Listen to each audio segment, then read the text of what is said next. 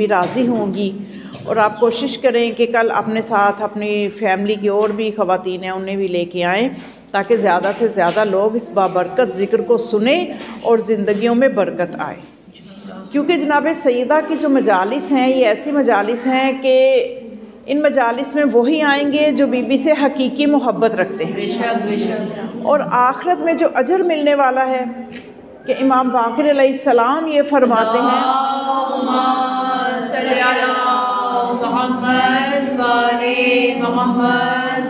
کہ جب جابر بن عبداللہ انصاری نے کہا تھا کہ مولا مجھے اپنی جدہ کی شان میں ایک ایسی حدیث سنائیں کہ جسے میں آپ کے شیعوں کو سناؤں اور وہ خوش ہو جائیں، اور وہ حدیث ہم تک پہنچی قیامت تک کہ شیعہ اس حدیث کو سن کے خوش ہوں گے جیسا کہ آپ بھی سن کے خوش ہوں گے. کہ وہ حدیث کیا ہے؟ تو امام فرماتے ہیں کہ جب روز قیامت ہوگا، میدان محشر ہوگا، تو ہماری جدہ فاطمہ زہرا کو جب اللہ تعالیٰ کے حکم سے جب وہ میدان محشر میں آئیں گی اور جس شان و شوکت کے ساتھ آئیں گی کہ ہزاروں فرشتے ان کے دائیں ہوں گے، ہزاروں بائیں ہوں گے، اور ایسی سواری پہ سوار ہوں گی کہ جس کی لگام لؤلؤ و مرجان سے ہوگی. اور جب بی بی میدان محشر میں آئیں گی تو ان کے عزت و اکرام کی وجہ سے، بی بی کی عزت اور حرمت کی وجہ سے تمام اہل معاشر کو حکم ہوگا کہ اپنی نظریں جھکا لو، اپنے سروں کو بھی جھکا لو اور اپنی نظروں آنکھوں کو بند کر لو اور اپنی سروں کو جھکا لو، اس لیے کہ سیدہ کونین میدان محشر میں آ رہی ہیں. اور قیامت کے دن جب اس وقت انسان کو سمجھ میں آئے گی کہ میں دنیا میں جو بی بی سے محبت کرتی رہی اس کی قدر محشر میں معلوم ہوگی. کہ جس وقت خدا حکم دے گا جناب سیدہ کو جب سواری پہ سوار ہو کے جنت کے دروازے پہ، مرکزی دروازے کے آگے تک جب بی بی کو پہنچا دیا جائے گا تو بی بی جنت میں داخل نہیں ہوں گی، بلکہ بی بی فرمائیں گی کہ اے خدا آج کے دن میرا مقام و منزلت اہل محشر کو دکھا. کہ دنیا میں جو تیرے نام پہ تیرے دین کے لیے بی بی نے اتنی تکلیفیں چونکہ اللہ نے اٹھائیں کہ تیرے دین کے لیے میں نے سب کچھ قربان کر دیا، لیکن یہ لوگ مجھے پہچان نہیں سکے، یہ لوگ میری عظمت کو نہیں جان سکے، آج ان کو میرا مقام دکھا دے. تو پھر خدا جناب سیدہ کو یہ فرمائے گا کہ اے میری کنیز خاص میدان محشر میں جاؤ، جو تمہارا محب ہے، جس کے دل میں تمہیں نظر آتا ہے کہ تمہاری محبت ہے، تمہاری اولاد کی محبت ہے، انہیں اپنے ساتھ لو اور ساتھ لے کے جنت میں جاؤ. یعنی بی بی کا کرم دیکھیں کہ بی بی جنت میں داخل نہیں ہوں گی، بلکہ بی بی فرمائیں گی کہ پہلے میں اپنا مقام اہل محشر کو دکھاؤں، دنیا کو میں اپنا مقام دکھا لوں. پھر مقام کس طرح سے دکھائیں گی کہ اللہ کی طرف سے انہیں اجازت ہوگی کہ آپ جس کے دل میں دیکھ رہی ہیں کہ آپ کی محبت ہے تو اس کو آپ لے سکتی ہیں اپنے ساتھ. کتنا بڑا مقام شفاعت ہے جناب سیدہ کے پاس، لیکن یہ ان کو شفاعت نصیب ہوگی جو دنیا میں محبت کر کے دکھائے گا. تو پھر امام فرماتے ہیں کہ میری جدہ کتنی خلقت ہوگی، اتنی خلقت میں سے اپنے محبوں کو ایسے چن لیں گی کہ جیسے پرندہ خراب دانے سے سالم دانے کو چن لیتا ہے،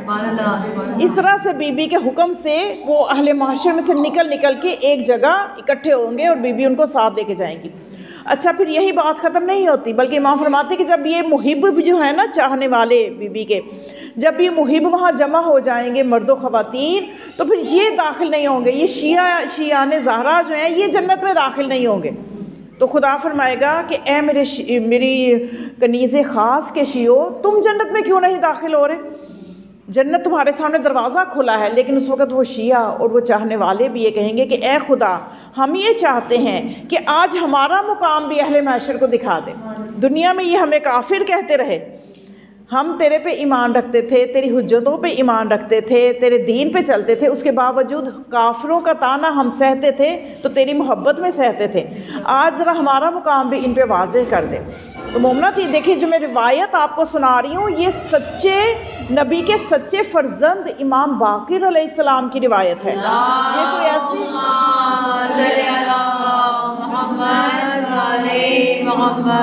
یہ تو ایسی بات نہیں ہے کہ جو سنی سنائی کسی سے میں آپ کو سنا رہی ہوں، یہ مستند کتابوں سے وہ لی گئی مستند روایت ہے کہ جو تواتر کے ساتھ مکتب تشیع میں نقل ہو کے آئی ہے.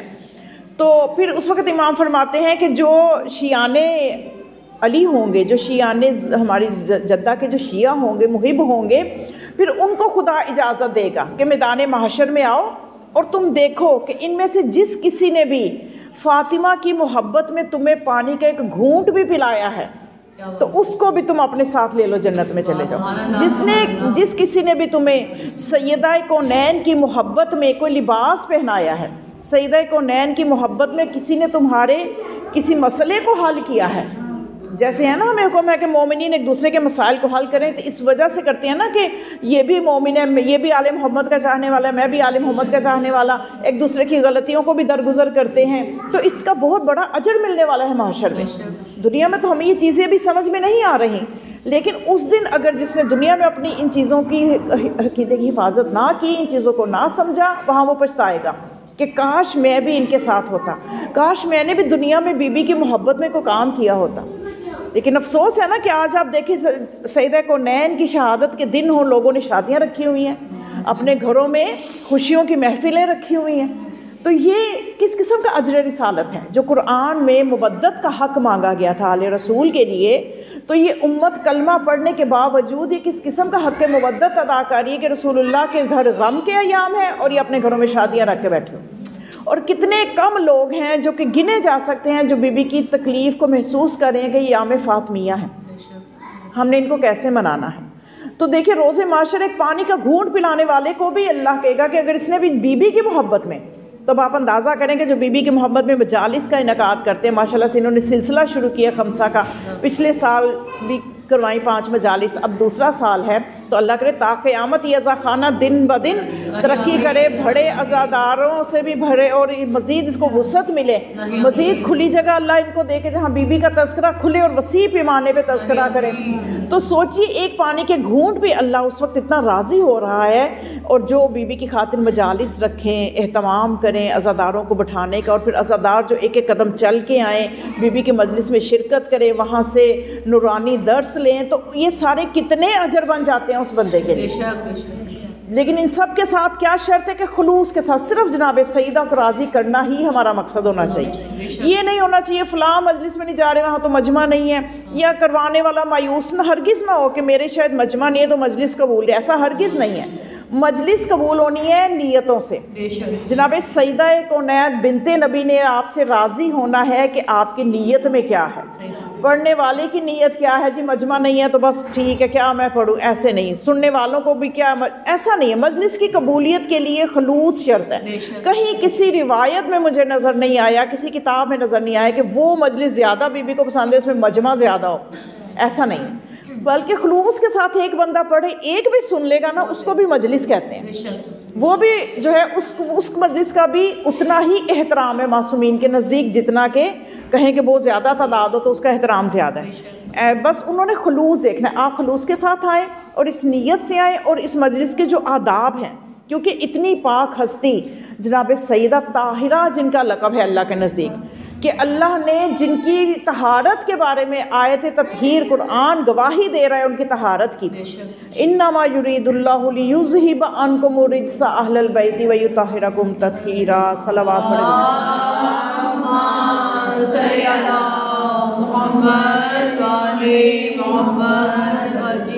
تو طاہرہ بی بی کی طاہرہ مجلس، اس میں آنے سے پہلے بس کچھ آداب ہیں، ان کو اگر آپ لحاظ رکھیں گے تو دیکھیں اتنی ہی آپ کو برکتیں زیادہ ملیں گی۔ کسی بھی چیز کی برکتیں لینے کے لیے اس کی شرائط کو سمجھنا ضروری ہوتا ہے، جب تک ہمیں شرائط پتہ نہیں ہوں گی ہم اتنا فائدہ نہیں لے سکتے۔ اب جناب سیدہ کی مجلس میں آنا ہے، کوشش کریں کہ آپ باوضو آئیں، وضو کر کے آئیں، اور دوسری یہ ہم شرط یہ ہے کہ خلوص کے ساتھ چھوٹے چھوٹے قدم لے کے آئیں گے، ایک ایک قدم پہ چونکہ آپ کو یہاں پہ اجر مل رہا ہے، پروقار طریقے سے چھوٹے چھوٹے قدم لے کے آئیں اور خلوص کے ساتھ آئیں، اور آپ کی نیت یہی ہونی چاہیے کہ ہم نے بی بی کو راضی کرنا ہے۔ اگر ہم نے بی بی کو راضی کر لیا تو باقی 13 معصوم ہم سے راضی ہو جائیں گے، کیونکہ جناب سیدہ جو ہے معصومین میں مرکزیت، سینٹر پوائنٹ جو ہے نا، سینٹر پوائنٹ کی ہر جگہ پہ حیثیت ہوتی ہے، بی بی کی مرکزی حیثیت ہے آل محمد علیہ السلام میں۔ اور آپ دیکھ لیجئے چکی جو ہے وہ اپنے سینٹر پوائنٹ کی وجہ سے، اس کے درمیان میں جو کیل ہے اس کی وجہ سے چلتی ہے، اگر وہ کیل نکال دیں تو اتنی ہیوی چکی، اتنی بھاری، اس کو نہ تو کوئی گھما سکتا ہے اور نہ ہی وہ مقصد ملے گا، نہ ہی وہ دانے کو پیس سکتی ہے۔ اس کائنات کا ایک سینٹر ہے، زمین کا ایک مرکز ہے، اس طرح ہر چیز کا ایک مرکز ہوتا ہے، تو آل محمد علیہ السلام کا جو مرکز ہے وہ جناب سیدہ فاطمہ زہرا سلام اللہ علیہا ہے.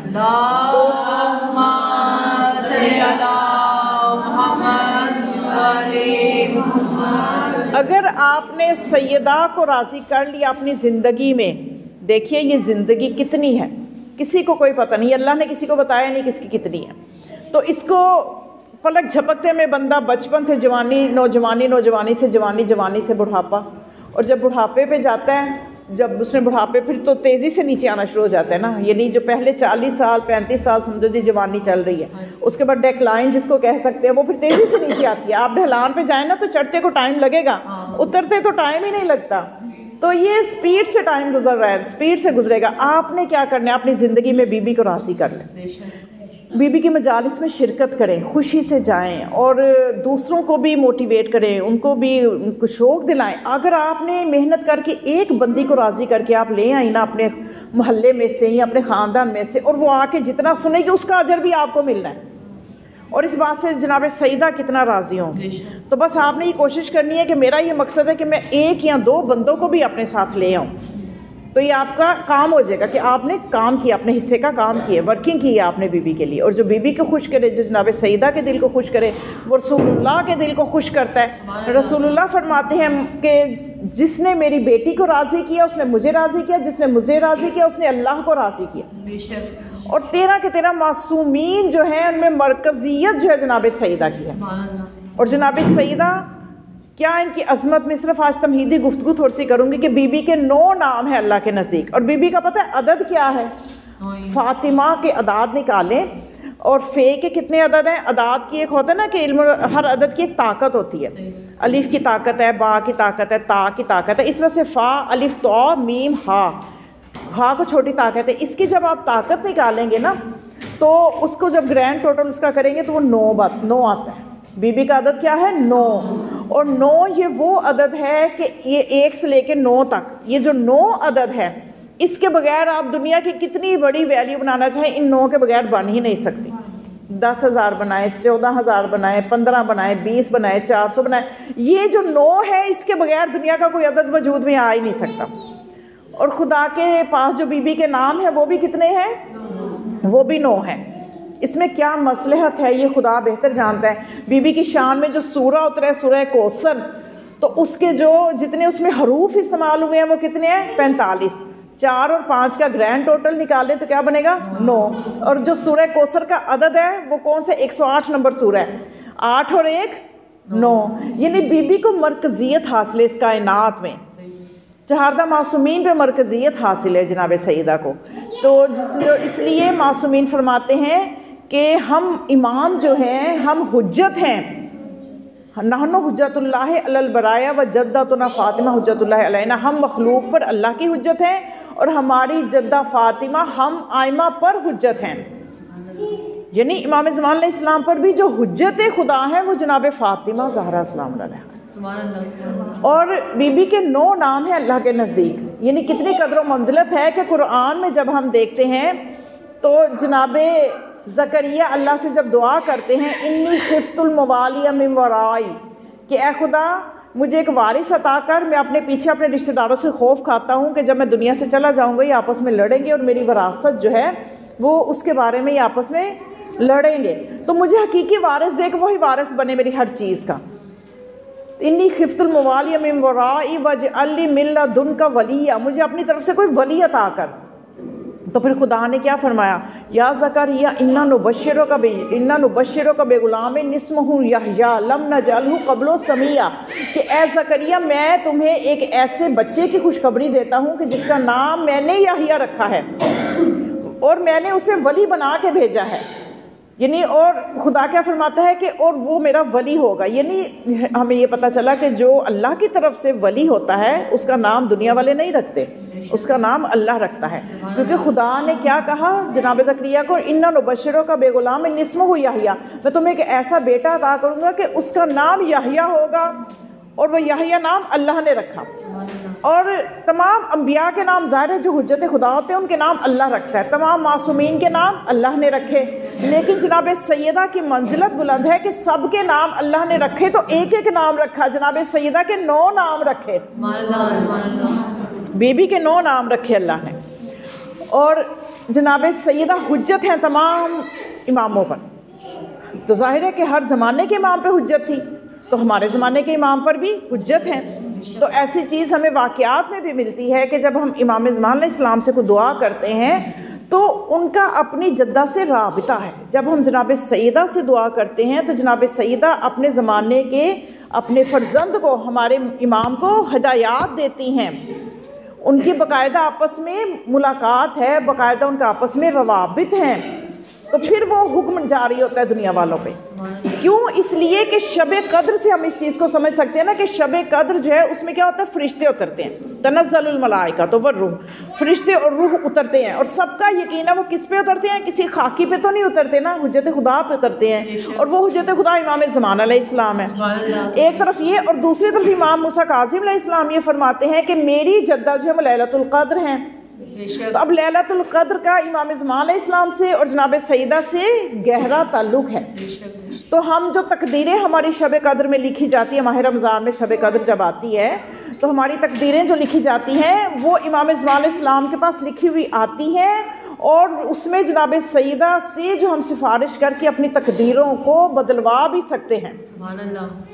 میں آپ کو ایک واقعہ کے ذریعے سمجھانا چاہتی ہوں۔ قاسم مازندرانی جو ہے یہ ایک دینی طالب علم تھا، یعنی میں آپ کو بتانا چاہتی ہوں کہ جناب سیدہ حجت ہے اور ہر زمانے کے امام کا ان سے رابطہ رہتا ہے۔ جو بھی امام ہوتا ہے، جیسے کہ امام موسیٰ کاظم علیہ السلام کا دور تھا، امام نقی علیہ السلام کا زمانہ آیا، جن کا بھی دور آتا ہے، جن کا بھی زمانہ ہوتا ہے، وہ جناب سیدہ چونکہ ان پہ حجت ہیں اس لیے براہ راست ان کے رابطے میں ہوتے ہیں، وہ ان کے بی بی کا حکم جاری ہوتا ہے تو وہ زمانے کا امام آگے کام کرتا ہے۔ یوں سمجھ لیجیے کہ یہ جو ایک جوان تھا، طالب علم تھا، غریب تھا، قاسم مازندرانی، مازندران کا رہنے والا تھا، اس نے تہران کے اس مدرسے میں ایک میں داخلہ لیا، اور یہ رضا پہلوی کا دور تھا کہ اس زمانے میں چونکہ وہ امریکہ کے اشاروں پہ چلنے والا بندہ تھا، کٹ پتلی تھا امریکہ کی، تو وہ جو رضا پہلوی جو تھا اس زمانے میں مدرسوں کو اس نے کوئی اہمیت نہیں دی تھی، مدرسوں کے برے حالات تھے، نہ وہاں پہ وظیفے ملتے تھے، نہ وہاں پہ طالب علموں کی کو رہنے کی اچھی حالت تھی، تو یہ بیچارہ غریب طالب علم تھا لیکن اس کو شوق تھا علم حاصل کرنے کا، تو یہ ایک مدرسے میں وہاں پڑھ رہا تھا تہران میں،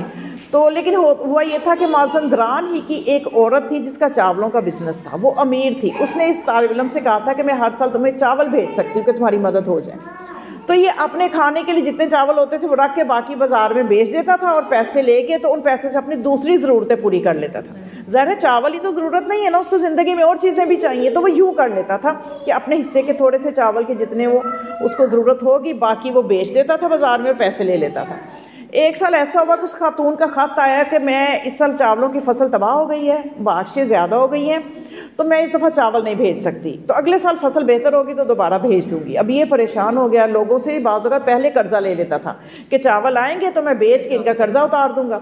تو اب اس نے کیا کیا کہ اس دفعہ چاول نہ آئے، اب یہ جہاں سے گزرے لوگ پوچھیں دکان والے کہ جی ہاں بھائی قاسم تمہارے چاول نہیں آئے، انہیں پتا تھا اس کے چاول آئیں گے، بیچے گا ہمارا قرضہ اتار دے گا، وہ مشہور ہو گئے تھے اس طرح کے کام میں، تو اب وہ پوچھتے تھے بھائی تمہارے چاول نہیں آئے، اس دفعہ چاول نہیں آئے، وہ کہتا تھا پریشان تھا، شرمندہ تھا، منہ چھپاتا پھرا تھا میں ان کا قرضہ کیسے اتاروں،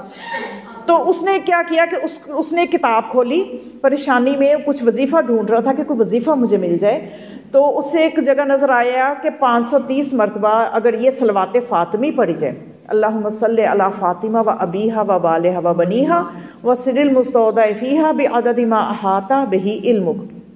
یہ اس کو صلوات فاطمی کہتے ہیں، تو اس نے دیکھا کہ اس میں وظیفہ لکھا ہوا تھا کہ اگر صلوات فاطمی پڑھی جائے تو مصیبت دور ہو جاتی ہے، اور 530 مرتبہ، کیونکہ 530 جو ہے نا یہ فاطمہ تو کے جو اعداد بنتے ہیں نا ان کو دیکھا جائے تو وہ 530 بنتے ہیں، تو اس نے کیا کیا کہ وہ جو کتاب جس میں سے وظیفہ دیکھا تھا اس میں یہ لفظ مٹا ہوا تھا بعدد ما احاط بہ علمک، یعنی صلوات کا جو یہ آخری حصہ تھا نا بعدد ما احاط بہ علمک، یہ وہاں پہ مٹا ہوا تھا، پرانی کتاب تھی، یہ اتنا ہی پڑھتا رہا، اللہم صلی علی فاطمہ و ابیہا و بالہا و بنیہا و سر المستودع فیہا، بس یہ اتنا ہی پڑھتا رہا، اور جب اس نے ایک دن وظیفہ کیا کوئی کام نہ بنا، مایوس نہیں ہونا چاہیے کہ ہم ایک ہی دفعہ کریں ہاں تو ہمارا کام ہو جائے. بعض اوقات ہم مایوس ہو جاتے ہیں نا کہ بس یہ کوئی نہیں، میں نے تو نماز حاجت پڑھی ہے، کوئی نہیں مسئلہ حل ہوا.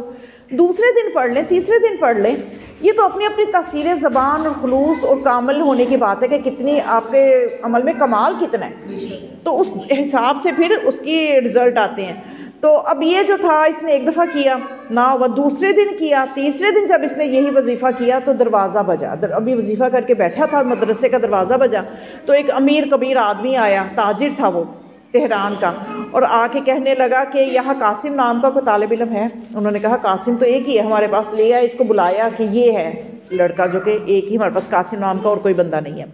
تو اس نے کہا کہ وہ شیراز جو کہ عراق میں اس وقت کے جو مجتہد تھے، مجتہد عالم، جنہوں نے تمباکو کے لیے فتویٰ دے کے تو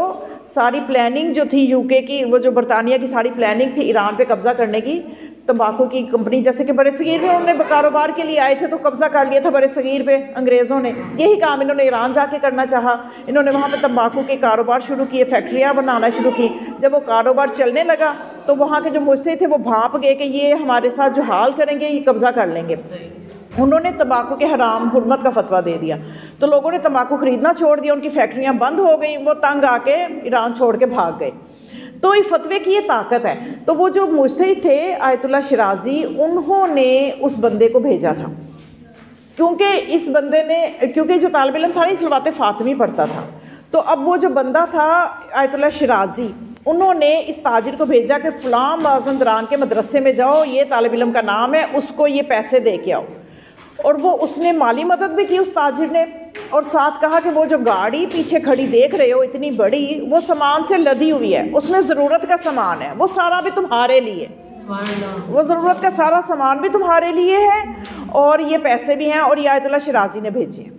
اب دیکھیے، اور ساتھ انہوں نے یہ بھی کہا ہے کہ وہ صلوات مکمل نہیں پڑھتا، اسے کہیں صلوات مکمل پڑھے، بھی عدد ما احاطہ بھی علمک کا جملہ بھی شامل کرے. اب آپ اندازہ کریں کہاں بیٹھ کے وہ طالب علم عمل کر رہے ہیں، کہاں اس مجتہد کو خبر کرنے والا کون ہے، اور وہ صلوات فاطمی پڑھ رہے، بی بی کو پکار رہے، اور بی بی نے پھر وقت کے امام کو حکم دیا، اپنے بیٹے کو، اپنے فرزند مہدی کو، اور امام مہدی علیہ السلام نے اپنے زمانے کے مجتہد کو یہ رابطہ کر کے بتایا کہ وہاں ضرورت کے لیے پکارا جا رہا ہے. اور جب جناب سیدہ کو ہم مدد کے لیے پکارتے ہیں، کسی بھی امام سے آپ نے، اگر آپ ایران جاتے ہیں حاجت طلب کرنا چاہتے ہیں تو وہاں جا کے بھی جناب سیدہ کا وسیلہ بنائیں گے تو امام آپ کی دعا کو رد نہیں کریں گے. بی بی کے وسیلے میں وہ طاقت ہے کہ کسی بھی معصوم سے آپ نے کوئی دعا کروانی ہے، کوئی حاجت، کوئی مشکل دور کروانی ہے، ان کو ان کی جدہ کا واسطہ دیں، ان کو ان کی جدہ کا واسطہ دیں تو وہ معصوم کبھی بھی دعا کو رد نہیں کرتے. اور یہ ہمارے پاس جو زندگی ہے اس میں ہمیں چاہیے ہم سب سے اہم اپنی زندگی میں، بے شک بہت سے وظیفے آپ کو پتہ ہوں گے، زیارت بھی پڑھیں، یہ بھی کریں، نماز بھی پڑھیں، فلاں مستحب نماز، فلاں نماز استغاثہ، لیکن ایک چیز میں آپ کو مشورہ دوں گی، اور یہ آپ اگر آج سے ہی اس پہ عمل شروع کر لیں، یقین کریں آپ اگلے ہی دن سے آپ کو نظر آئے گا کہ آپ کی زندگی میں کوئی برکتیں آنا شروع ہو گئی. وہ وظیفہ یہ ہے کہ آپ جناب سیدہ کو روزانہ کچھ ہدیہ کریں، کیونکہ میں نے بتایا کہ بی بی مرکز ہے، مرکز. جب آپ نے مرکز کو راضی کر لیا تو باقی کوئی کمی بھی رہ جائے گی نا. اب گھر میں دیکھیں نا، ایک گھر میں ماں ہے، ماں کو راضی کر لے نا تو ماں اس بچے کے لیے باقیوں کے دلوں میں رحم ڈالتی رہتی ہے کہ اس کے لیے وہ حکم بھی دے دیتی ہے کہ چلو تم بڑے ہو، تم اس کی یہ مدد کرو، یا تم چھوٹے ہو، تمہارا بڑا بھائی پریشان ہے یا تمہاری بہن پریشان ہے. ماں کے حکم سے ماں مرکز ہوتی ہے. تو جناب سیدہ کو اس طرح سے پکارا کرے، امنا زہرا، جب بھی کوئی مشکل ہے، اے ہماری ماں زہرا. سادات کی تو وہ نسبی ماں بھی ہے اور روحانی ماں تو سب کی ہے، چاہے کوئی سید نہیں بھی ہے لیکن بی بی سے محبت کرتے تو بی بی اس کی روحانی ماں ہے. تو روایات میں ملتے کہ امنا زہرا، اے ہماری ماں زہرا، اس طرح سے کہہ کے بی بی کو پکارا کرے. اور آج سے ہی اگر آپ ایک وظیفہ شروع کر لیں کہ کوئی چیز ضرور، اور ایک چیز رکھیں اور وہ فکس رکھیں اور وہ ایک دن بھی ناغہ نہ کریں. شرط یہ ہے، ایسا نہیں ہے کہ آپ جی کوئی تسبیح کوئی نماز ہے کچھ بھی، یعنی ایسا نہیں ہے کہ آج آپ تسبیح ہدیہ کر رہے ہیں، کل آپ نماز کر رہے ہیں، چوتھے دن آپ کچھ بھی نہیں کر رہے، پانچویں دن مصروف رہے، وہ نہیں ہو سکا. آپ ایک ایسی چیز لیں کہ جس کو آپ ترک بھی نہ کریں اور آپ کو پتہ ہو کہ میں یہ کروں گی، اور اس کے لیے آپ کو طلوع فجر سے غروب آفتابی کتنا لمبا ٹائم ہے. اگر غروب آفتاب ہو گیا وہ دن ختم ہو گیا، اس کا مطلب اس دن آپ نے کچھ نہیں بھیجا۔ تو آپ روزانہ اپنی ماں کو ایک تحفہ دیں، ماں کو تحفہ دیں، ماں کا دل کتنا خوش ہوتا۔ اور پھر جناب سیدہ جیسی ماں ہو، کریمہ اہل بیت جو اتنی کریمہ بی بی، تو ہم غافل ہیں، ہم ان کی برکتوں سے غافل ہیں، تبھی تو ہماری زندگیوں میں اتنی پریشانیاں ہیں، ہم کہتے ہیں نحوستے ہیں، برکتیں نہیں ہیں، ہمیں پتہ نہیں ہے، ہم برکتوں سے خود دامن الگ کر کے بیٹھے ہوئے۔ تو جناب سیدہ وہ مبارکہ بی بی کے جس کا 9 نام اللہ کے پاس ہے، ان میں ایک نام مبارکہ بھی ہے۔ انشاءاللہ روز بی بی کے ایک نام پہ میں نے سوچا کہ 1 یا 2 ناموں پہ جتنا ہو سکا اس پہ میں بات کروں گی، کہ ہمیں بی بی کے ان ناموں کی معرفت ہو جائے جو اللہ کے ہاں بی بی کے نام ہیں، ہمیں ان کی کچھ معرفت ہو جائے، ہماری بیداری آ جائے گی، ہمیں سمجھ میں آ جائے گا جناب سیدہ کون ہے۔ ہمارے دلوں میں ان کی محبت تو ہے لیکن معرفت بہت کم ہے، اور یہ گرچہ ہم بی بی کے مکمل معرفت تو حاصل نہیں کر سکتے، لیکن ہم کوشش تو کر سکتے ہیں کہ ہم جتنی زیادہ ہو سکے معرفت بڑھائیں اپنی، کیونکہ کسی بھی درجے پہ جا کے یہ نہیں کہہ سکتے اب مجھے اتنی معرفت ہوگی کہ اور زیادہ ہو نہیں سکتی، نہیں، بی بی کا مقام بہت بلند ہے، کیونکہ جو اس میں فاطمہ ہے نا، فاطمہ الناس عن معرفتہا، کہ معصوم نے فرمایا کہ ہماری جدہ کا نام فاطمہ اس لیے رکھا گیا ہے کہ لوگوں کو ان کی معرفت کا ادراک ہی نہیں ہو سکتا، لوگوں کو جدا کیا گیا ہے کہ وہ بی بی کی معرفت کاملاً طور پہ حاصل کر سکیں، یعنی کوئی بھی بندہ یہ نہیں کہہ سکتا میں نے بی بی کی مکمل معرفت حاصل کر لی، لیکن اس کا یہ مطلب ہرگز نہیں ہے کہ ہم معرفت کے لیے کوشش چھوڑ دیں، کوشش کرتے رہیں کہ جتنی زیادہ ہوتی چلی جائے، جتنی زیادہ ہوتی چلی جائے، ہمیں معرفت نہیں ہے، اس لیے ہمیں چاہیے کہ ہم اپنی بی بی سے ہم رابطہ قائم کریں۔ رابطہ قائم کرنے کا یہ بہترین طریقہ ہے کہ آپ روزانہ انہیں کچھ ہدیہ کریں۔ آپ سورہ یاسین بہترین ہے، سب سے بہترین جو ہے جس سے بہت جلدی رزلٹ آتے ہیں، میں آپ کو بتاؤں کیونکہ یہ میرا اپنا بھی مشاہدہ ہے، میرا اپنا بھی تجربہ ہے کہ سورہ یاسین روزانہ 1 مرتبہ پڑھیں اور نیت کریں کہ میں نے یہ جو سورہ یاسین پڑھی ہے یہ میں بی بی فاطمہ زہرا سلام اللہ علیہا کو ہدیہ کرتی ہوں، قربتاً الی اللہ،